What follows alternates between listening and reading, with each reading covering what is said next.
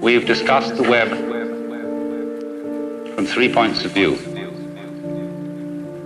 As an analogy of the selective operation of our senses and mind, whereby certain things in the world are picked out as significant according to certain game rules.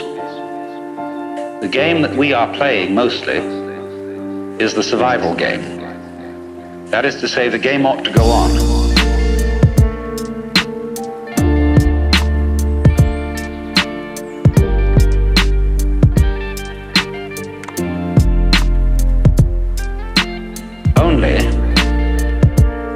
The way we play the survival game has a kind of element in it which makes it difficult, because we tend to say the first rule of this game is that it's serious.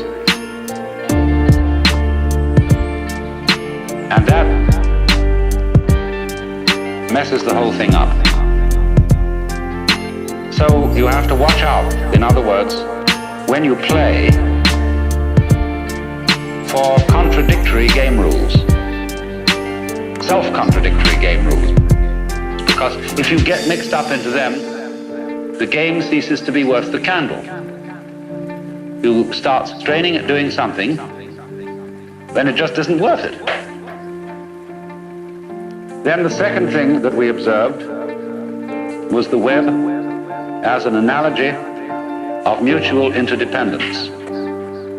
We could call it the idea that all existence is relative, that all existence is transaction. The transaction being typically exemplified by, say, the operation of buying and selling, in which there can be no buying without somebody selling, and there can be no selling without somebody else buying.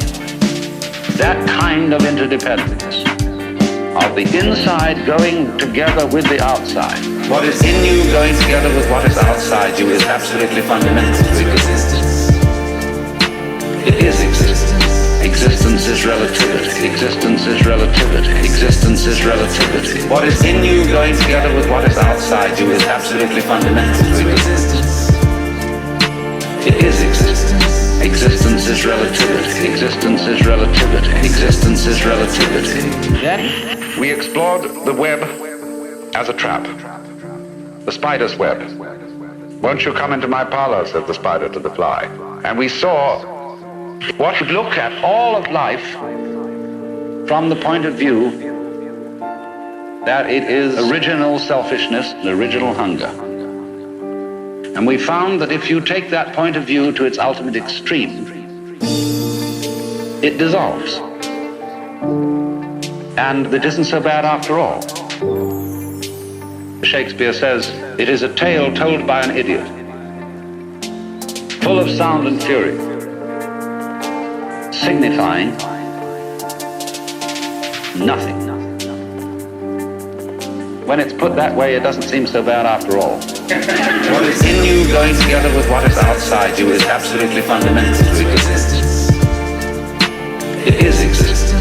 Existence is relativity. Existence is relativity. Existence is relativity. What is in you going together with what is outside you is absolutely fundamental to existence. It is existence. Existence is relativity. Existence is relativity. Existence is relativity. I remember that I had a Zen master friend who wrote a letter to a friend of mine which was passed on to me. This friend of mine was aspiring to be a writer, and he was trying to write novels that would put across Buddhism to people. Sugar the pill. And my Zen master friend didn't approve of this at all. He said, don't write any story to people. Write it to the great sky. Because all the real masters of literature, especially novelists and storytellers, are great masters of nonsense. Think of Lewis Carroll. You can use Lewis Carroll, and he did use Alice in Wonderland, as a Zen textbook. 'Twas brillig and the slithy toes that gyre and gimble in the wave. That's Zen. I had a discussion with a great master in Japan. We were talking about the various people who are working to translate the Zen books into English.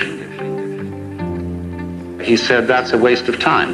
If you really understand Zen, he said, you can use any book. You could use the Bible. You could use Alice in Wonderland. You could use the dictionary. Because, he said, the sound of the rain needs no translation. The sound of the rain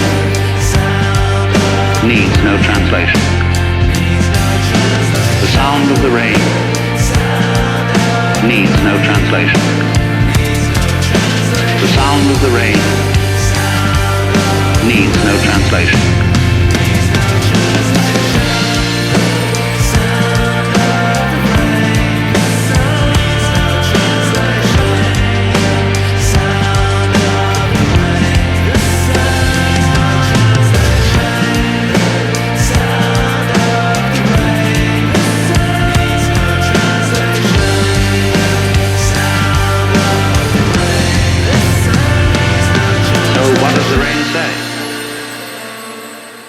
Evening rain.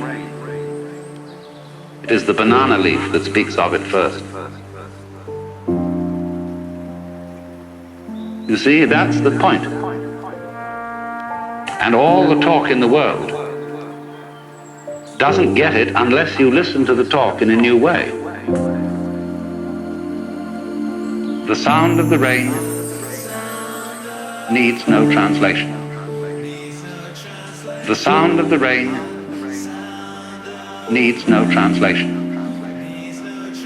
The sound of the rain needs no translation. The sound of the rain needs no translation.